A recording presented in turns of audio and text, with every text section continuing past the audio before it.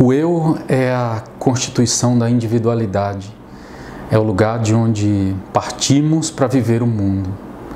Então, o ambiente onde o eu cresce é fundamental para que ele sinta segurança para conquistar o mundo.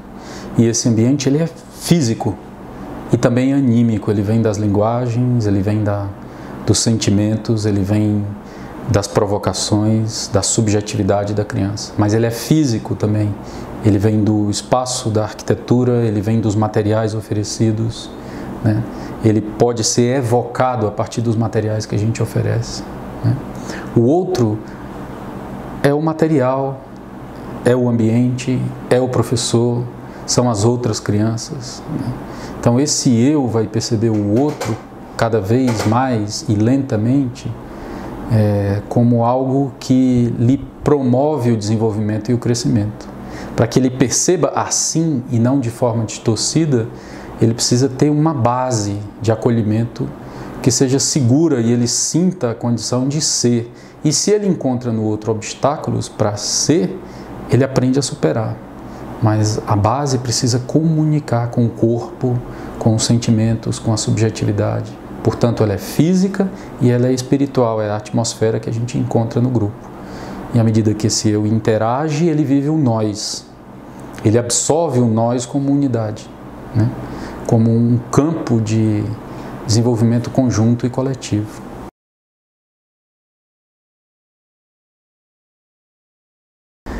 A gente pode unir perfeitamente a ideia de corpo à ideia de eu, a ideia de gesto à ideia do outro e a ideia de movimento à ideia de mundo, né?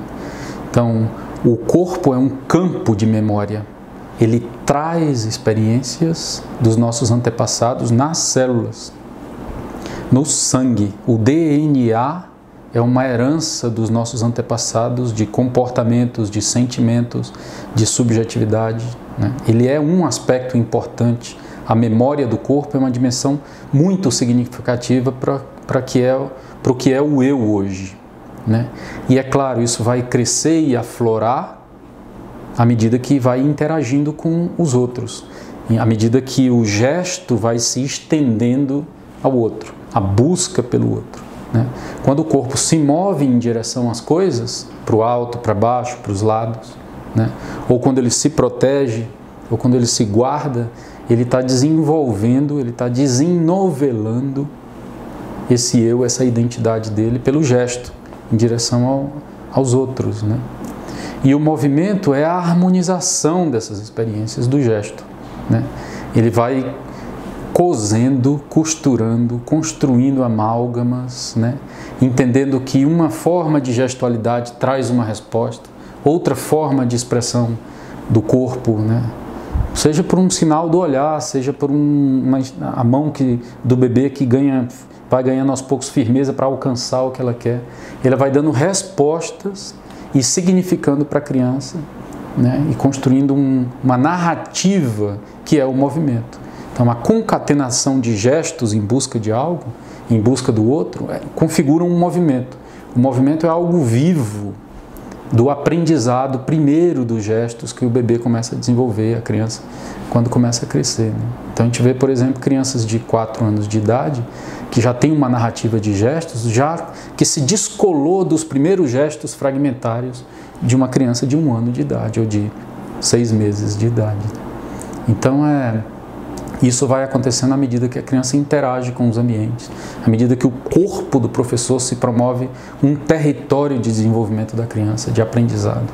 A criança mira muito o gesto do professor, o movimento do professor, né? O corpo do professor. Aonde está o nosso corpo no nosso trabalho? Aonde está o nosso corpo na nossa emocionalidade?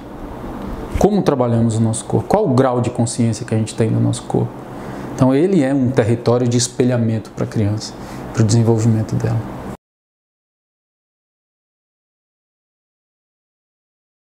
Acho que os campos de experiência,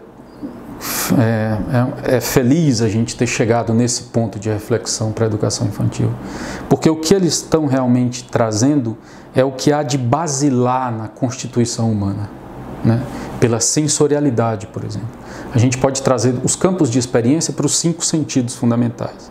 E acresço mais um, que é a intuição, né? Então, se a gente aprofunda a sensorialidade da criança e percebe qual é o grau subjetivo da audição dela, né? Aonde me leva uma boa música, qual é o grau subjetivo e aprofundado do tato dela, o que me dá de sentido de pertencimento quando eu levo o meu tato a explorar com cada vez mais aprofundamento as matérias, a gente vai perceber que tudo isso é constituinte do nosso corpo e da nossa identidade, né? Então, campos de experiência, entendo eu, pode se resumir na ideia de o lugar da consciência humana na pedagogia, né? Então, acho que, para concluir, assim, que as crianças estão trabalhando com um mundo imaginário continuamente. Elas se comunicam continuamente com o mundo pela via imaginadora, pela via do fantástico, do ficcional. Isso é uma verdade para a criança. Então nós precisamos conhecer essa via da imaginação, ler a vida imaginária nas obras de arte, nas literaturas, ler se nutrindo, não ler como apenas um estudioso, mas ver a beleza das narrativas mitológicas, dos contos de fadas, das epopeias humanas, dos clássicos religiosos humanos, os livros sagrados, por exemplo. Todos eles trazem essa dimensão do simbólico, do onírico, do encantamento, aonde as crianças estão trabalhando. Essa é uma via de a gente se aprofundar nesses campos de experiência, na subjetividade deles.